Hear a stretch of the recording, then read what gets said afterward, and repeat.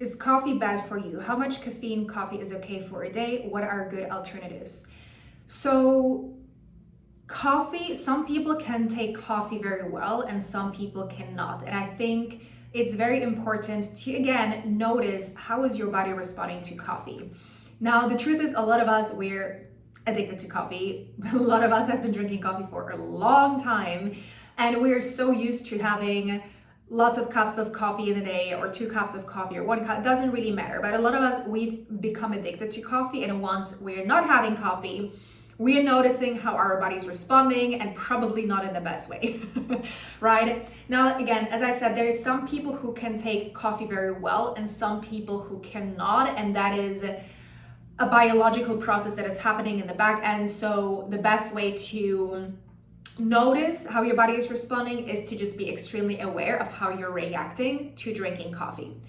Generally, I do believe that if we're working on eating a variety of healthy foods, we work on our energy, we sleep enough, we're doing all of the right things, we do not necessarily need coffee to stay awake and keep going.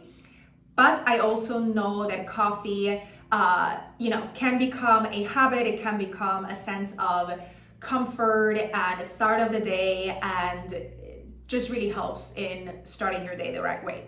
So when it comes to hormonal balance, coffee can actually mess with your hormones, because not only does it deplete you of the nutrients that you're eating. So when you're drinking coffee, it can deplete you of the nutrients that you're eating.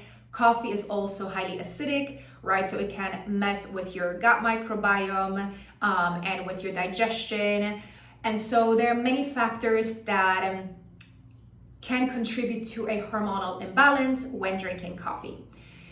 That's why I would recommend not having coffee first thing in the morning on an empty stomach, but have it with or after a meal. So if you've already eaten something, having coffee during or afterwards will be a lot better for you than drinking coffee on an empty stomach.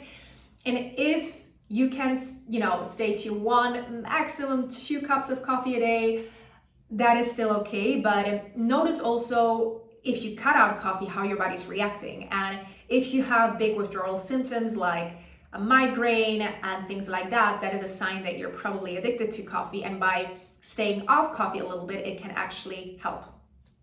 And so there are also alternatives to coffee, right? So you can also look into alternatives like matcha or other coffee alternatives that have the same taste as coffee, but have no caffeine in them. Tea is another great alternative, as well as, what was the other one? Mushroom coffee. Right, so matcha is my favorite because matcha has caffeine, but it works differently in your body than coffee does. Coffee has this spike and then this drop again of energy, whereas matcha is it's a very like streamlined way of giving you energy throughout your consumption of matcha, right? So the way that it works in the body is very different, and that's why it's healthier also for the hormones. So here again, notice what feels best for you. You don't need to cut it out completely, but the reducing of coffee can help, and also not drinking it on an empty stomach.